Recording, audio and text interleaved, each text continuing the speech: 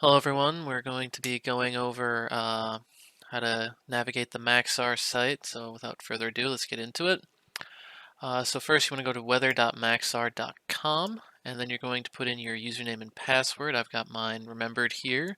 So we'll just log in and it'll take you to the global models page where you can look at the GFS, the EC, and the Canadian. It'll have the various runs and it will even tell you which run is the latest based on the asterisks.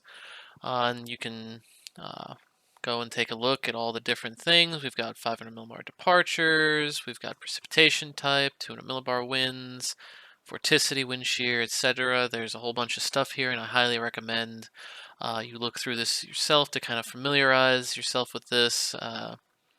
And because I can't, there'd be a 25-minute video just on going through these.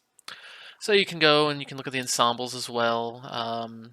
Different regions, we focus mainly on North America, but if you wanted to say look at, maybe you wanted to look at Asia, you can get Asia as well, and of course if you want to look at global, you can get the global.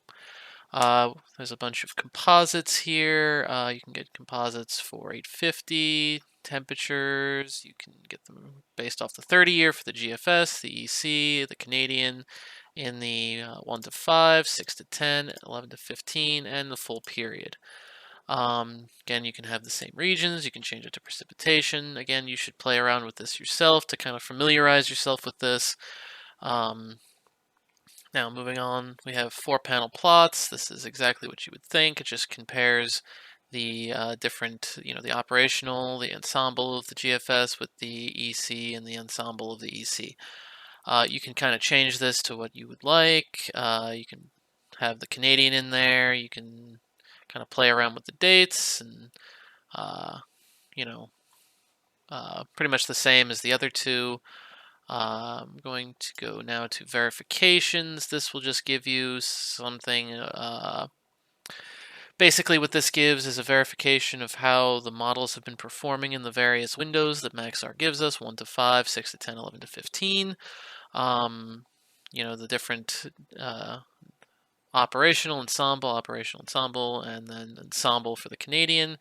It gives you numbers, or you could look at the chart to see how they're performing. It'll also give you the numbers on said chart. It's a good tool to use just to see which model is maybe outperforming the others. With the 500 millibar heights, maybe you're more interested in the 2-meter temperatures, and you can see in the 6 to 10 day, the GFS operational is being well outperformed by everything. So again, you can change the regions, but we won't focus too much on that here. Plumes, again, just general, there it goes. So this is just, going to give you a little bit of more information on the days, give you forecast, Maxar's forecast, 10, 30 year, the ensemble mean, looks like ensemble sigma, and some other things here. Again, you should look at this to familiarize yourself with this. This is just for the minimums. This is the maximums, got averages. Now, you can also get the teleconnections here. You can get your AO, your NAO, your PNA, your EPO. Those are probably the ones most people are familiar with. There's a few others in here that we'll cover in a different video.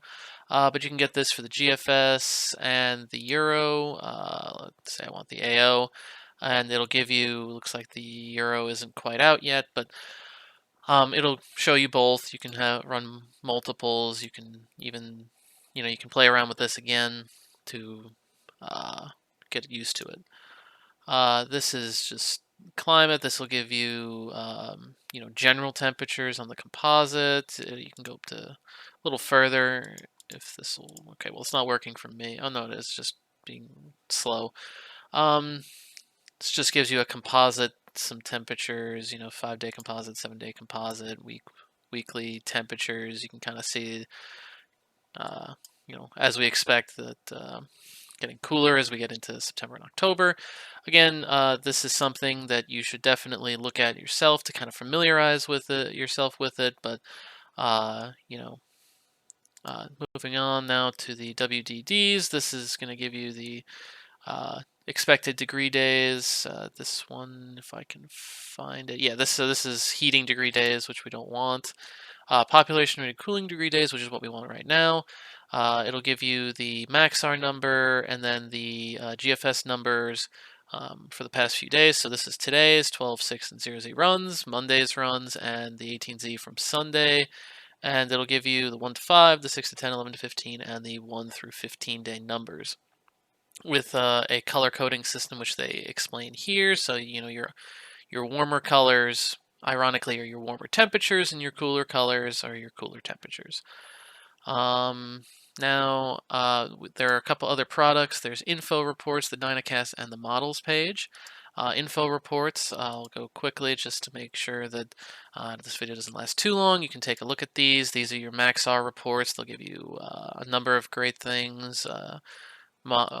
Give you the model maps, what their temperatures look like. It'll give you the forecasts, their confidence intervals, some forecast reasoning, some risks, and just their Maxar map of what they're expecting to happen.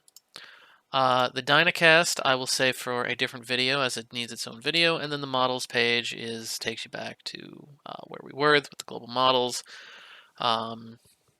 So that's basically it. Like I said, if you want to play with any of these, you're more than welcome to.